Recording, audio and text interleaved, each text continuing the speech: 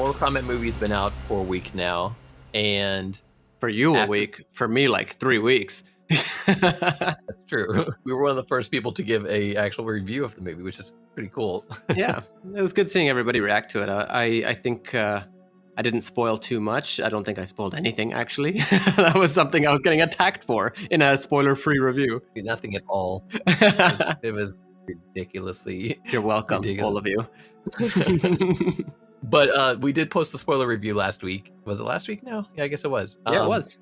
And so if you want to go back and listen to either of those episodes, feel free to. But now that the movie's been out for a week, I think we previously talked about how it ended up bringing in like $23 million and beat Demon Slayer during its first week in the theaters. But now that's been out a little bit longer, it's actually had a 70% drop. So this last week, Mortal Kombat brought in another 6.2 million, while Demon Slayer brought in 6.4. Something important about that, though. Firstly, Demon Slayer was awesome. Secondly, it hasn't actually released in the UK, Mortal Kombat. What? I didn't know that. As far as I know. It should be releasing this week sometime. Yeah, that's right. Online, isn't it? So I'm not sure, but I know that there was a deal where it was supposed to be releasing in the cinemas over there, but there's obviously been a heavy lockdown in the UK, so obviously nobody could go and see it. Yeah. So that's most likely had a huge effect on the sales, basically, the tickets. So now there's apparently a new deal where people are able to watch it in the UK. It's very interesting that Mortal Kombat's going head-to-head with Demon Slayer right now to see who's going to become the champion blockbuster movie of May. I mean, I'm glad because firstly, Demon Slayer is a very good show, and the movie itself was amazing too. But it's also awesome to see Mortal Kombat making, headline news and stuff like this. Oh yeah, definitely. So we got a few things to talk about today because the movie's been out for a while. We can actually talk about the writer and producers. They've been kind of making waves, talking to various media outlets and discussing the Mortal Kombat movies. We also have some information about some of the actors and possibly face scans for the Mortal Kombat 11. There's also been some sequel rumors for the Mortal Kombat movie, as well as some sequel rumors for Mortal Kombat Legends. And Tobias has graced us with some more amazing tweets. And finally, the last thing we got to talk about today are the next steps for NRS. So let's start this off. Writer Greg Russo and producer Todd Garner have been going around discussing the Mortal Kombat movies with a lot of various outlets right now. Have you seen any of these? I have, yeah. And I mean, one of the most important things that I've seen is pretty much clearly proving what you and I said was most likely the case with regards to the addition of Cole Young. It seemed like it was not Greg Russo's decision. It was something, as he says, it was something the studio wanted. The new protagonist was an idea loaded in prior to my involvement. That's very interesting. And, we talked about this during our review, especially, is that it seemed like Cole Young, he was kind of forced upon the viewer. Like, you could tell, like, so many remnants of the old script were there, where Cole Young was this main character. And then it became more of all these other characters are also main characters in the Mortal Kombat movie. So that's pretty interesting to me. Yeah, I mean, like, they have been saying, and I suppose rightfully so, but also not, that it's Mortal Kombat and every game brings new characters anyway. But that's the game, that's literally made by the creators of Mortal Kombat, not a movie which is adding in a random character. But one thing that we also did say was, in the end, Cole Young was actually all right. Maybe not the whole dynamic with the family. That was a negative in my opinion. But what Greg Russo says is, I inherited a script in 2016, and that had the new protagonist in it. But it had no tie to the mythology of Mortal Kombat. I thought, if we're going to do it, I want to make sure we do it right, and that this character fits into the mythology in an organic way. And I think he managed that. I read another article that talked about how Cole was originally going to be Scorpion, which, relates back to our interview with Mr. Midnight Owl when we actually talked about the full script leak of Mortal Kombat. But in that article, Greg Russo also said, we didn't want to alter any of the pre-existing mythology. We didn't want to change who characters were. We didn't want to change characters' backstories. We wanted to be authentic there. We wanted to be faithful to it. So, it's kind of funny that the studio's pushing Cole Young on him and pushing this big Mortal Kombat change, and they kind of push back and are like, we don't want to change these characters and make Scorpion Cole Young. We want Scorpion to be who Scorpion is. And, if we're going to have Cole Young in the movie, he's going to be his own unique character. Yes, exactly. And I mean, we were all comparing it to, say, Resident Evil, right, with Alice. And Greg Russo says, I've seen movie franchises where they bring in a new character, and that character is the poster child of the movie. And I felt that was wrong. Even though we're bringing in a new character, which MK does with every game, all the characters you love are going to have their moments. They're going to do their cool shit, and no one's going to feel like they're in a corner doing nothing. That was important for me.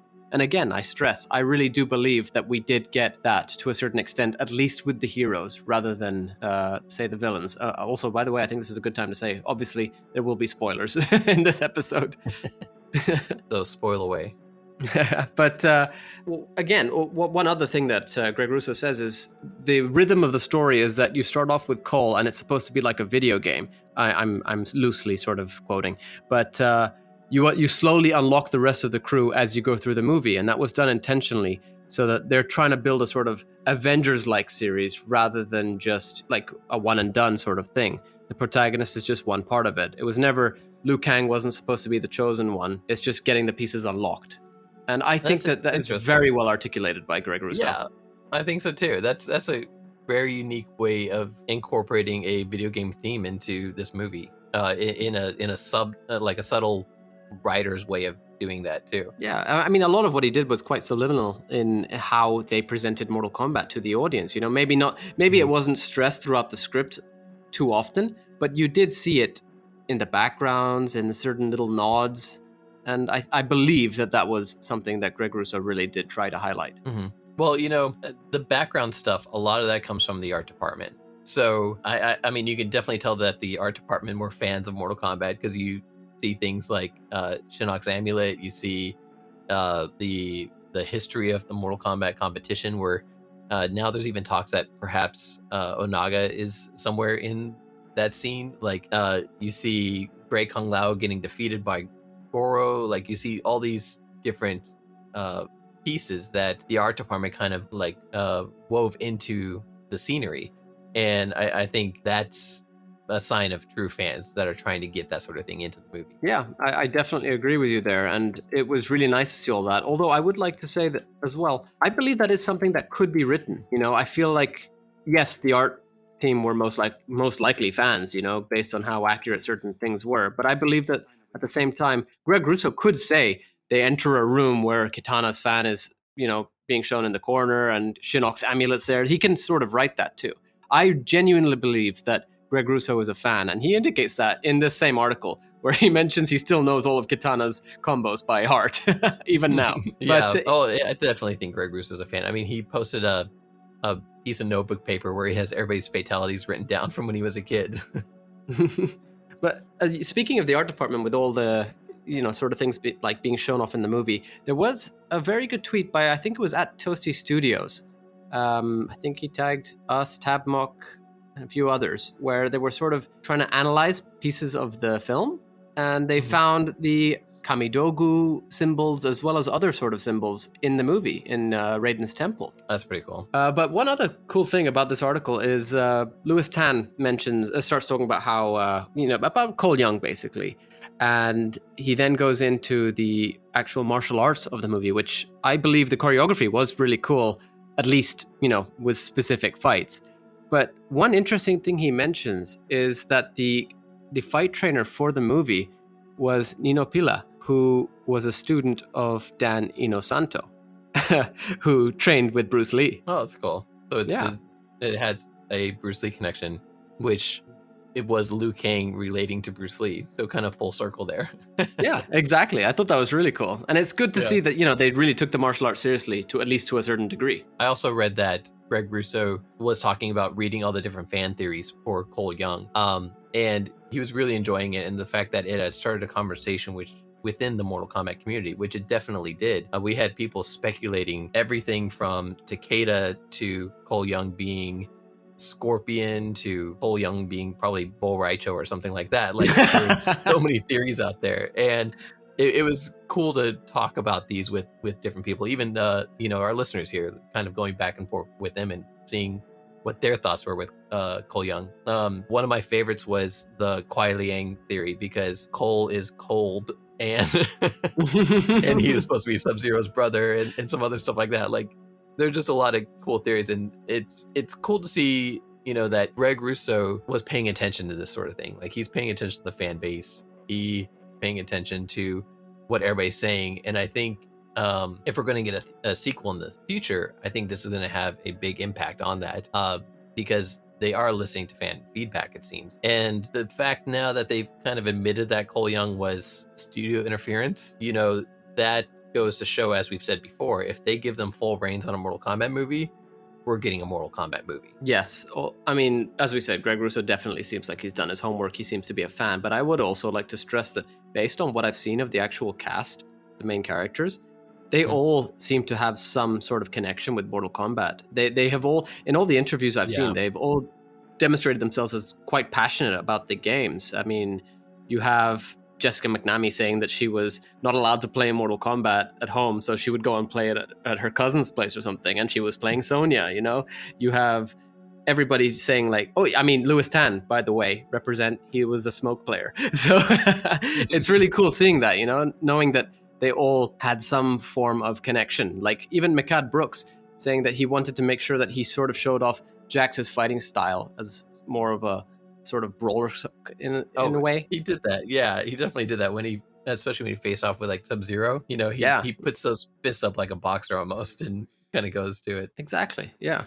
So it's really nice to see all that sort of stuff. And then you also had Max Wong playing the Mortal Kombat theme on their live group chat. Like things like that are just really cool to see. Yes, definitely. I mean, I think he, in an interview that I saw, he admitted that he played Liu Kang a bit more than Kung Lao, but that he said that it was kind of because he didn't realize just how cool Kung Lao was, because at the time Kung Lao was quite mysterious. We all have a sort of vision of Kung Lao in our minds now as this arrogant monk, whereas in the past he was actually, in my opinion, way cooler, this mysterious character that nobody really knew too much about. Mm-hmm. Yeah, nobody knew his past. All we knew that he was named after the great Kung Lao, but at the same time everybody was, that whole idea of what if he is the great Kung Lao, like resurrected or something like that. And of course that became the lore eventually, but yeah, stuff like that. Like Kung Lao was the mystery character. He is,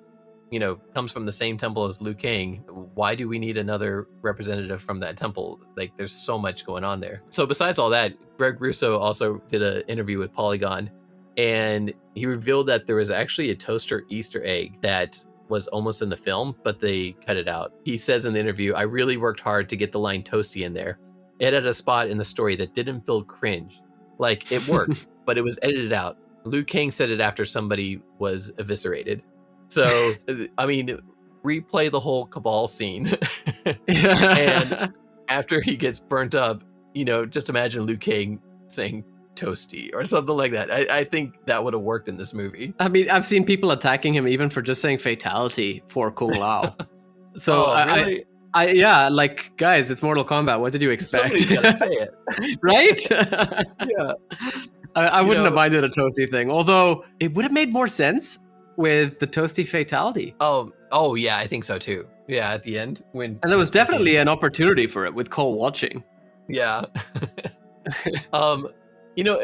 People are complaining about stuff like that, like somebody saying fatality and flawless victory and things like that, but that's in the original 93 movie. And I mean, until recently, everybody loved the 93 movie. I think a lot of people are looking back at it now and starting to cast some shade and some hate towards that movie, but it's like been praised as the best video game adaptation ever made. People are hating on the 95 movie? Yeah. That's what I've been hearing lately. There's a lot of Twitter chatter of people talking about how that movie's not that good. But it's weird because that movie was considered the one video game movie that was successful. Yeah, well, the standard one that did it right. Yeah, exactly. So, yeah, that's strange. So maybe this is just a signs of the times changing. Maybe people they don't want these types of movies anymore. Maybe I don't know. I love the 95 movie better than this one, honestly. and I did enjoy this new movie, but like the fact that there's been a lot of hate towards it is interesting to me because it's people changing. Maybe it's too much nostalgia on my part for liking it. I don't know. I don't know. I feel like we do have to remember that certain people, like, I'm just not hating on them or anything, but they won't follow Mortal Kombat as much as others do, right? So they might not remember how the movie was. They might be looking back on it with nostalgia glasses, as you just said you are, but then they have rewatched it for the first time in like 20 years, you know? Well, not 20, but you get me. And they're just like, oh, what? This is not what I remember. This is crap, you know? But it was a product of its time. It was very campy. It was cool in my opinion. Like, yeah, of course it was slightly cringy at times, but you expect that. And it's Mortal Kombat. If there's no sort of cringy stuff in it, then do you really like Mortal Kombat? Well, as we said before, Mortal Kombat is kind of campy. Like, it's got this weirdness to it that made it amazing. And you know, I recently watched a video by one of our friends and Realmcast guests, the Fourth Snake, where he talks about how Mortal Kombat 11's fatalities don't have that cheesiness and that campiness to it that the earlier games did, like Mortal Kombat 1 through until the NRS era. And he said that the only one that really kind of has that campiness to it would be Johnny Cage's.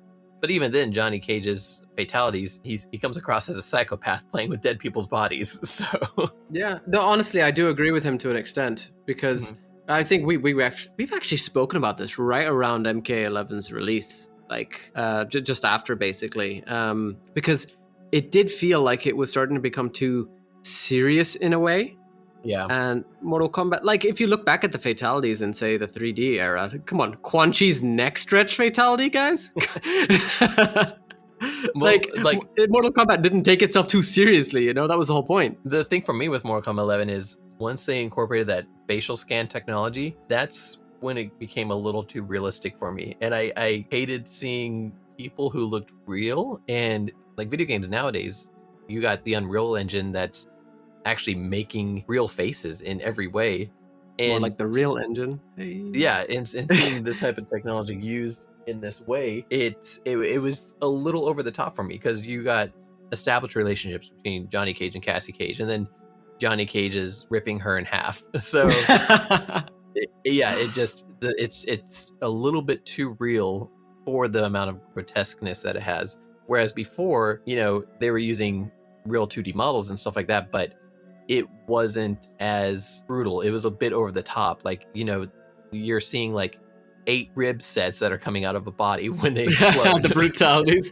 Right. I mean, I disagree with you on that. The face scans make it too realistic. I agree more with the Fourth Snake in that the fatalities have been taken too far. Not in the sense that they're too gory, but that they're too serious as compared to how they used to be. You know what I mean? And honestly, they go on too long. They really do. I love like it's awesome seeing them once, twice, 3 times, but after the 400th time when your opponent does it to you, it's like But I don't believe the face scans were too much. And speaking of the face scans, I think we might have mentioned it last week, but the Mortal Kombat movie actors were talking about being scanned into the MK11. I haven't heard about this. So what's the deal? Are they actually getting scanned in? Well, Mikaad Brooks, Jax, said that, well, we've already been scanned, so the next step is being put in the game. I just hope the film does really well so this can expand and I can be at home yelling, "Finish him." Wait, this is good. While I'm playing with myself. Wait, that came out wrong. I'm going to be at home saying, "Finish him" to myself. That also came out wrong.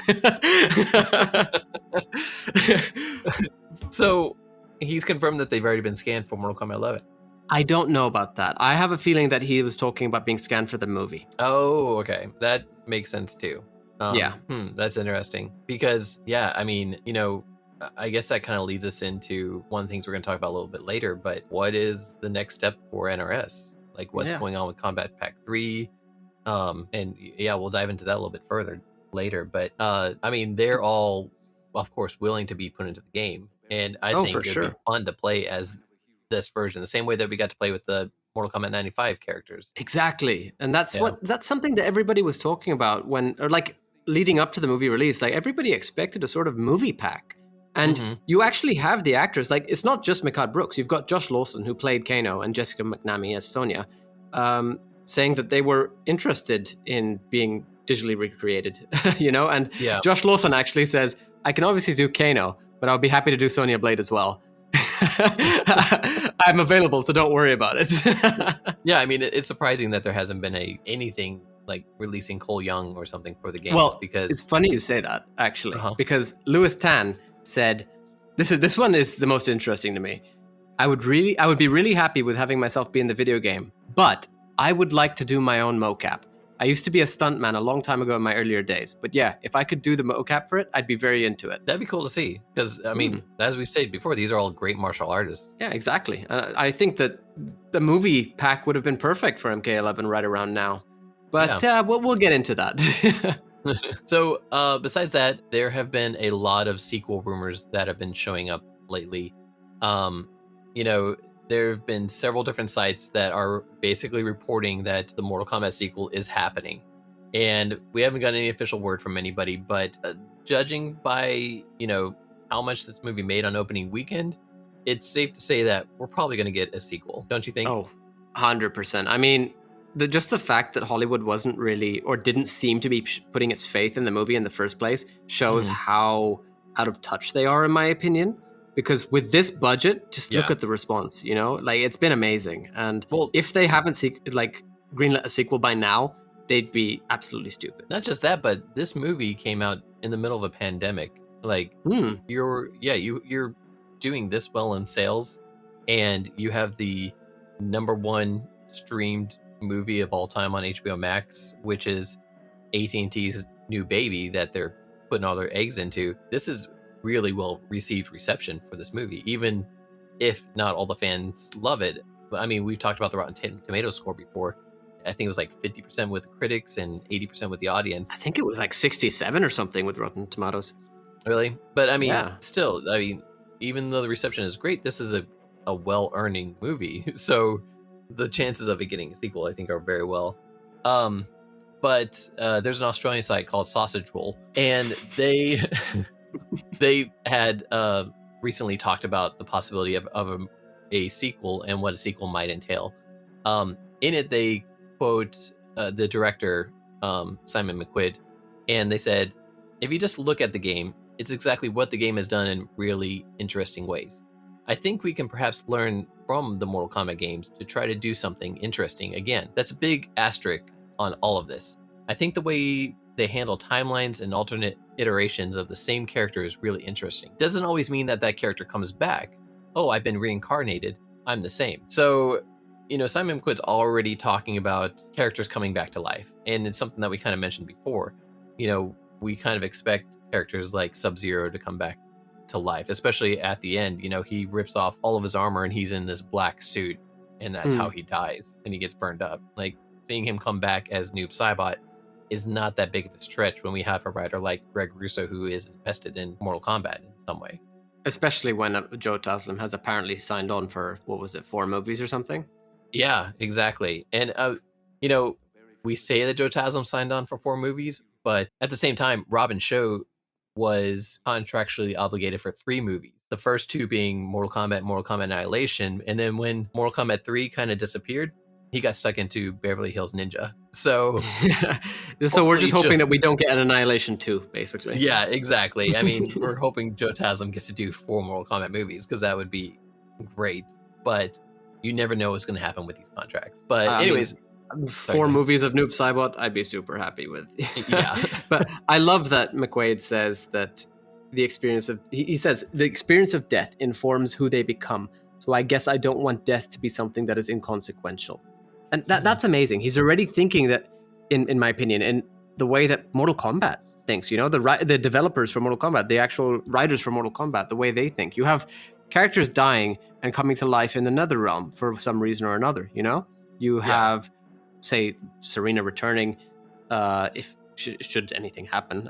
You have Noob Saibot, obviously. You've got Scorpion himself, and I believe that this sort of approach is a great idea. You even see it with Melina in the old timeline, So just this sort of thing is very good to hear, and we actually have a sort of teaser with Shang Tsung and Raiden's little exchange at the end of the movie where death is just another portal. Oh, yeah, exactly. And then at the same time, this article kind of talks about Greg Russo and some of the comments he's made about Johnny Cage, which we've mentioned before in the past on our Tarkon Bite Size episode.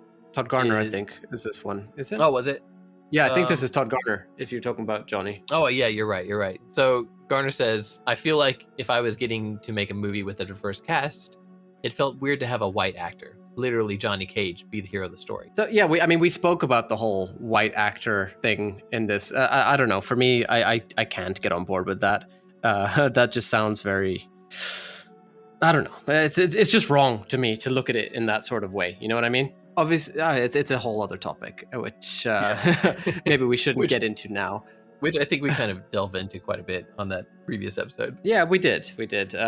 I don't agree with the sort of thought process behind it, but now that we've seen the movie, it kind of makes sense that Johnny doesn't show up if he's going to be turning up at the tournament. So you know, I'm okay with it. Like I didn't have an issue with Johnny not showing up. It was the logic behind it.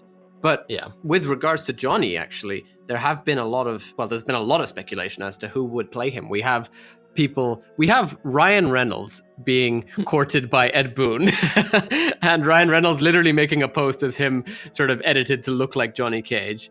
You've got people asking for The Miz, which I myself am not a fan of.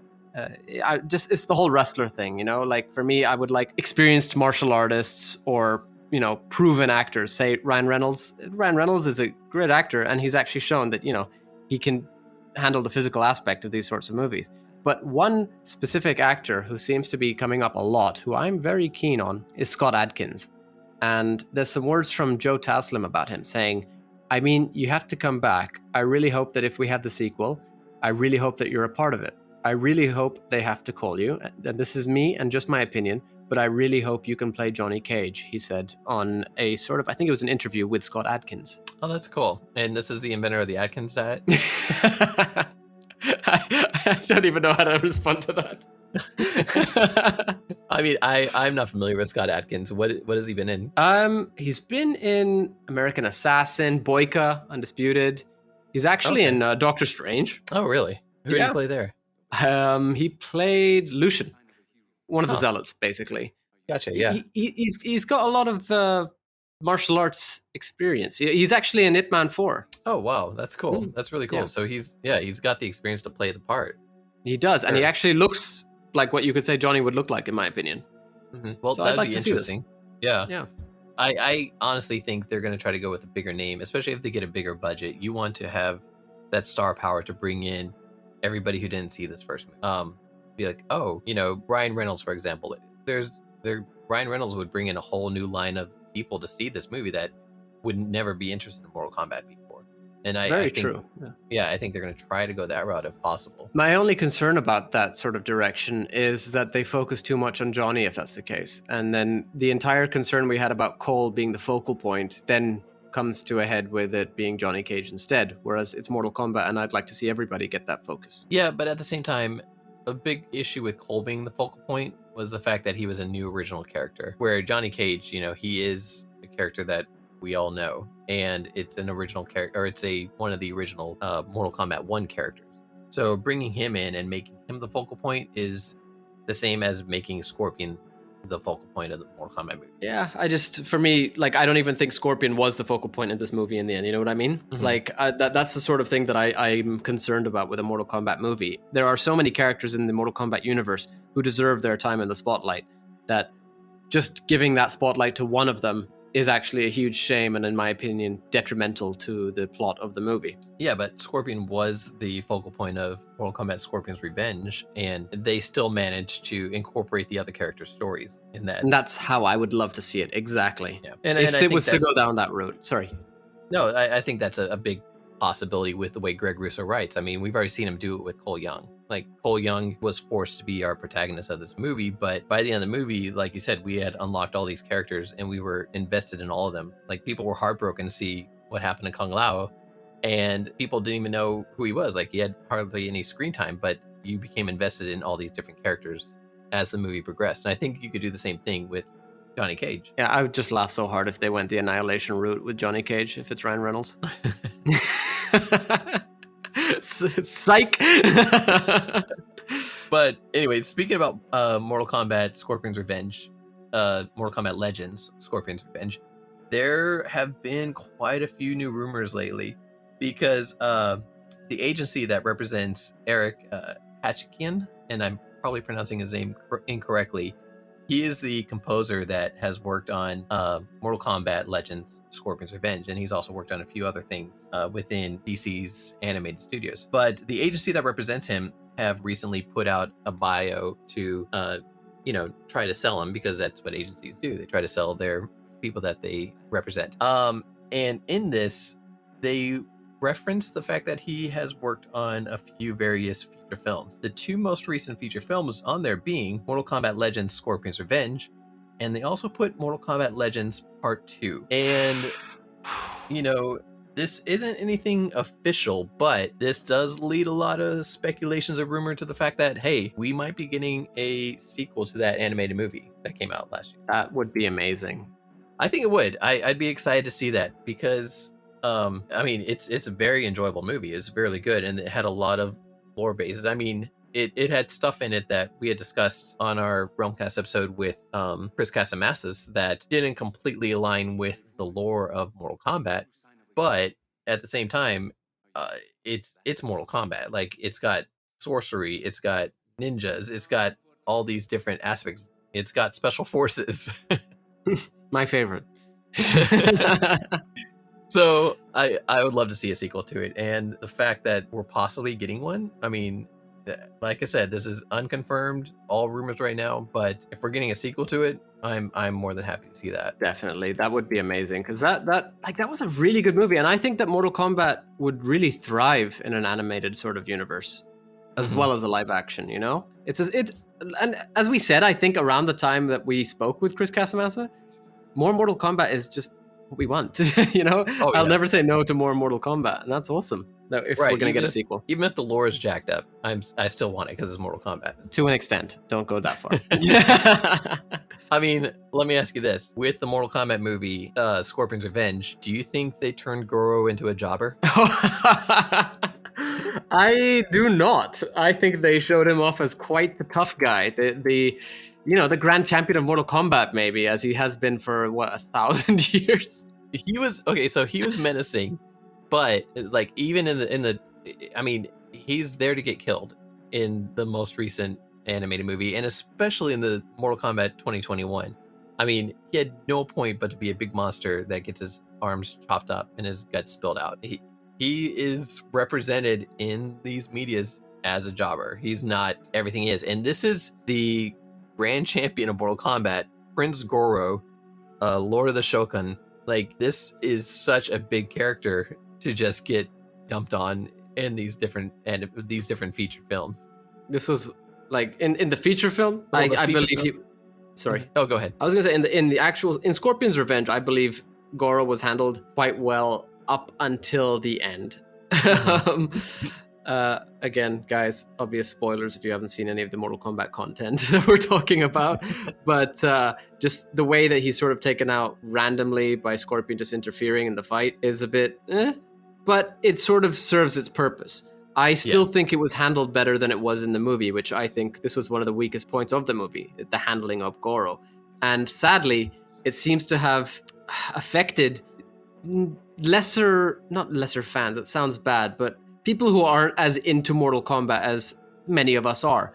So you have a tweet by Sonic Fox, who anyone who knows much about the fighting game community will know that he's basically one of the best players around right now, if not the best. And he says, hot take on Mortal Kombat lore. Goro has and always will be a jobber. Do you want to explain what a jobber is for those of us who don't know? A jobber is basically someone who is just used to sort of really die, to make another character look stronger. You see it a lot with, say, Reptile and Ermac in the reboot era.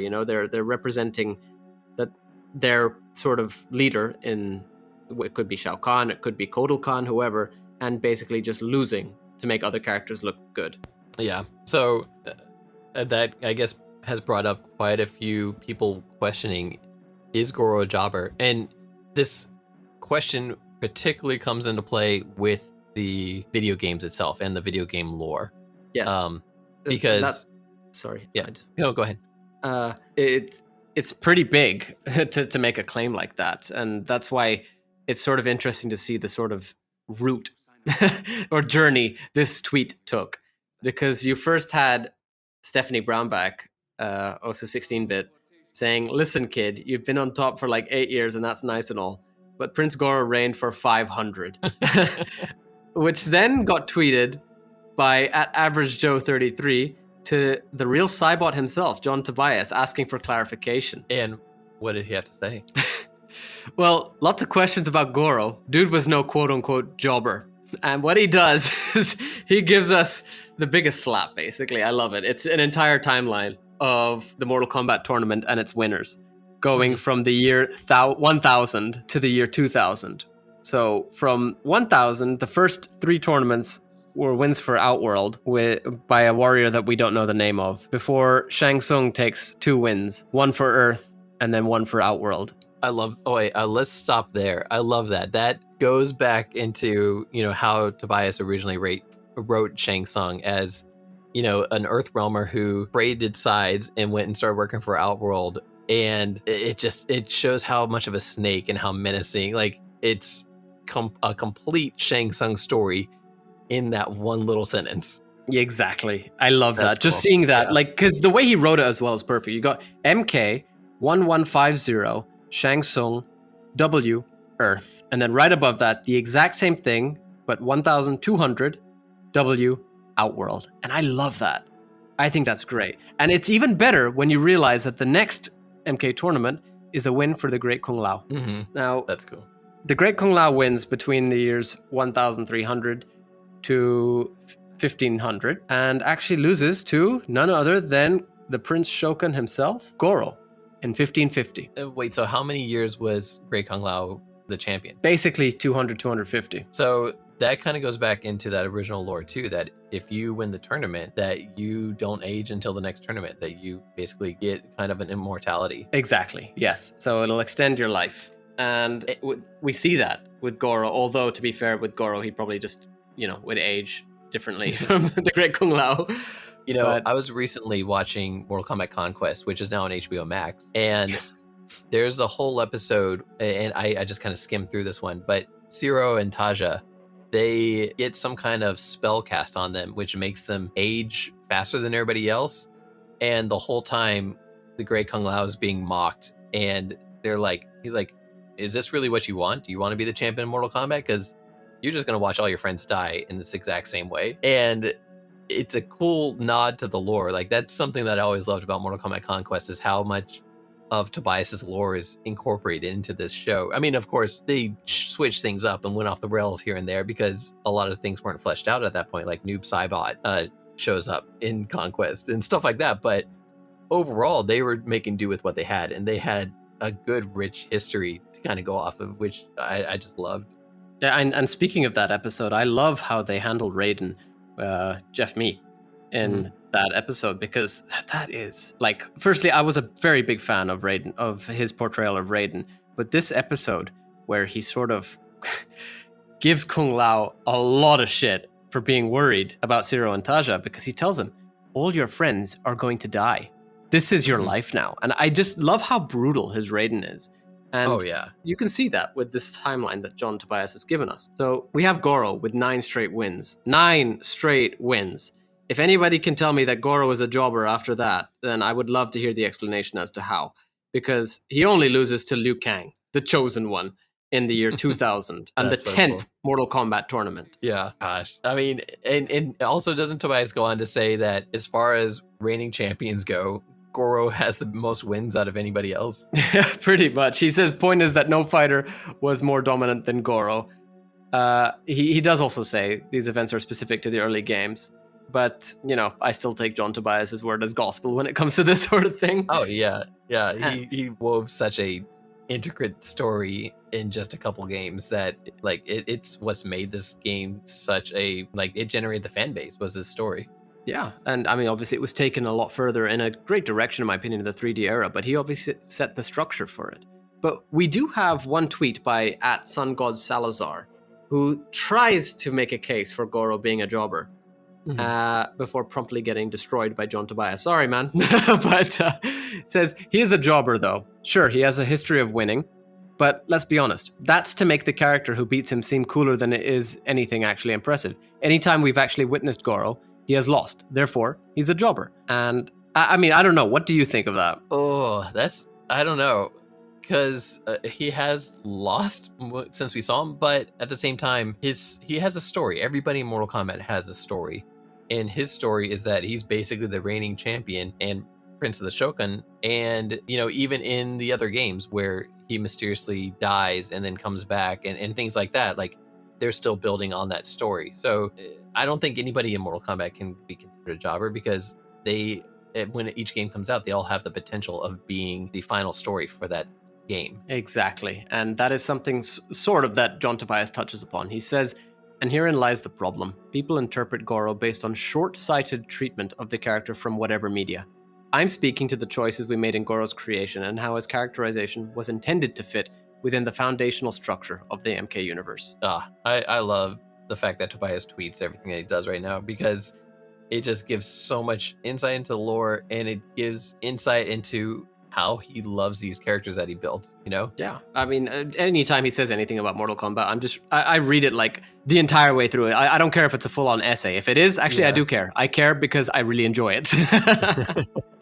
So, how about Tobias's counterpart? Have you heard anything new from him, Ed Boon?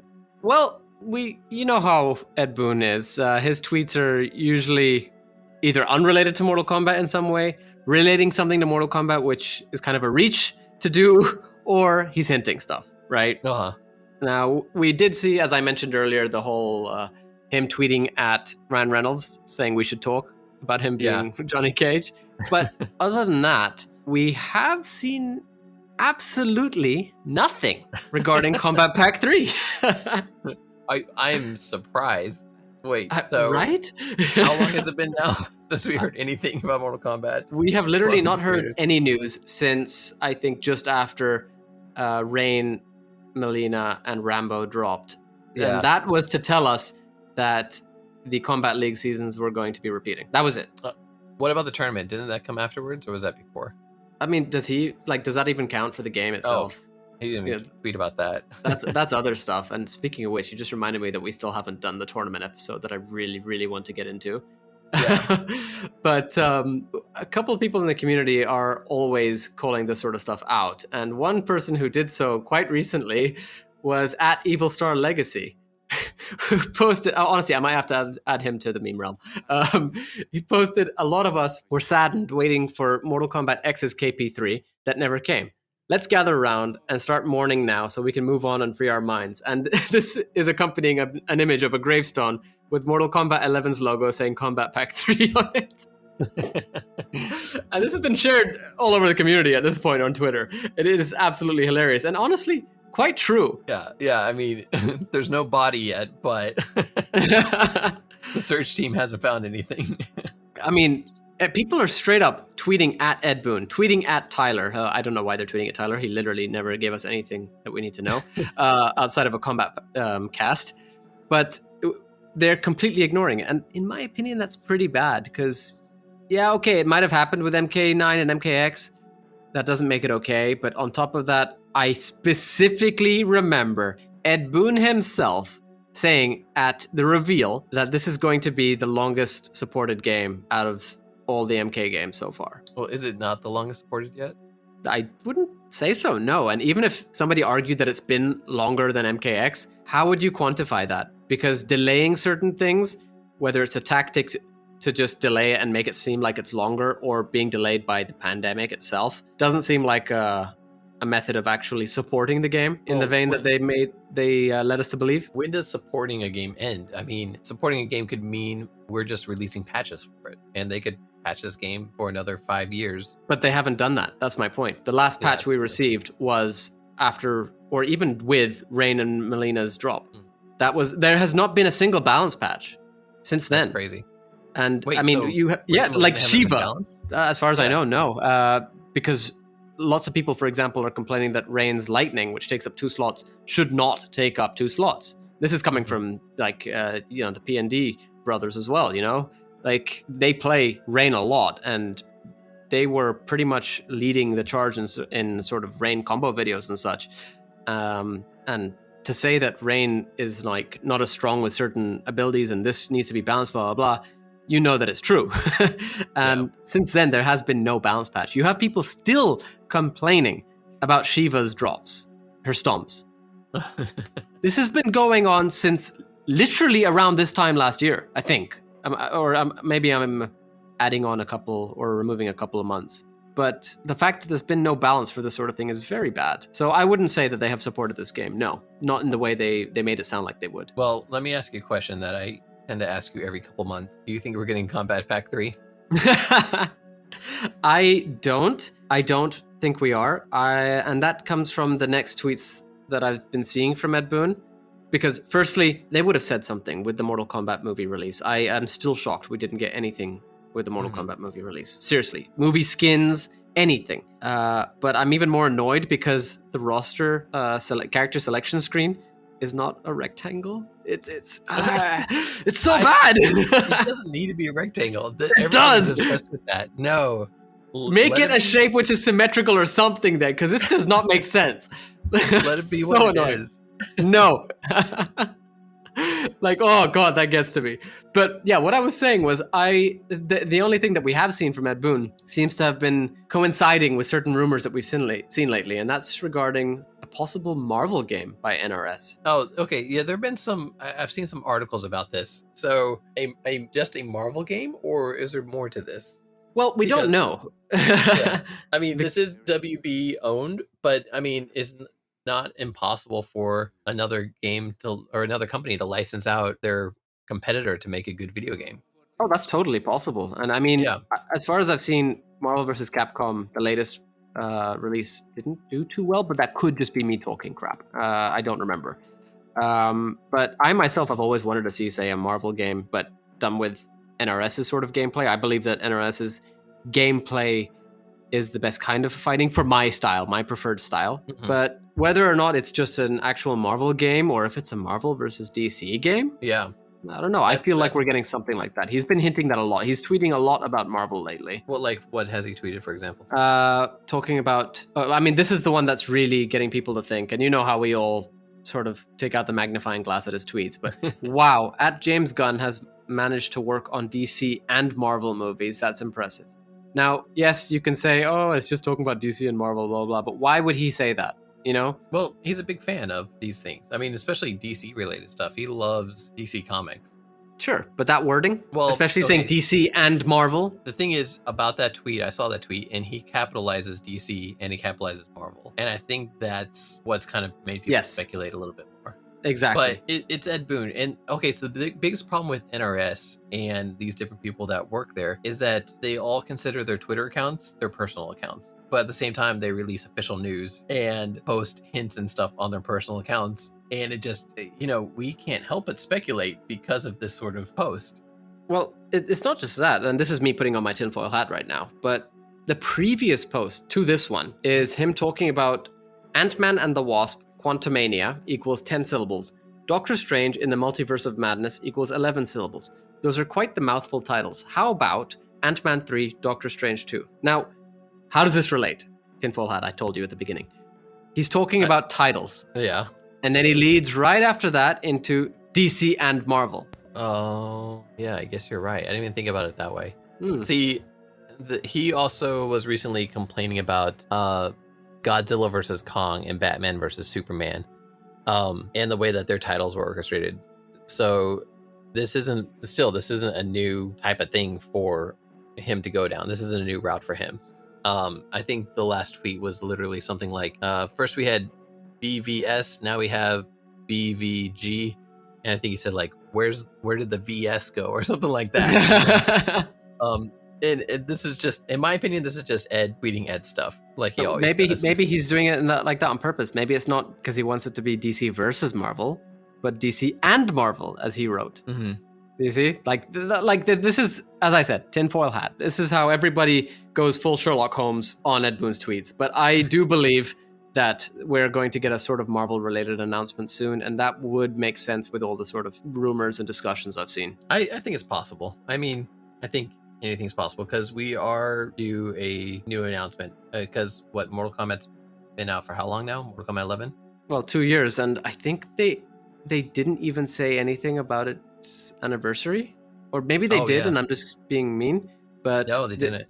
No, not that I saw. The only thing I saw was Ed Boon saying on April 24th, MK9 10-year anniversary, MK11 wins best fighting game at DICE, and new Mortal Kombat movie released, which is also the only time he's actually mentioned the movie, as we said before. I mean, usually NetherRealm games come out every 3 years, so I say. There you go. There, I caught you. You asked me, how is it not the longest supported game?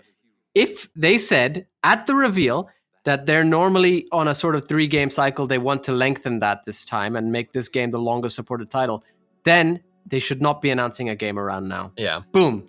Yani did it.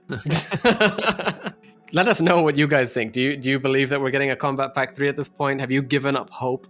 I'm curious to see what everyone thinks. All right, so thanks for joining us on this Tarkatan Bite-Size episode. Hope you enjoyed it. Let us know what you think of the topics we discussed. Would you like to see the actors brought into MK11? Or do you think this is it for MK11? And if so, what do you think of a Marvel game by NRS? Do you think it's just going to be like solitary Marvel? Is it going to be Marvel and DC, or Marvel versus DC?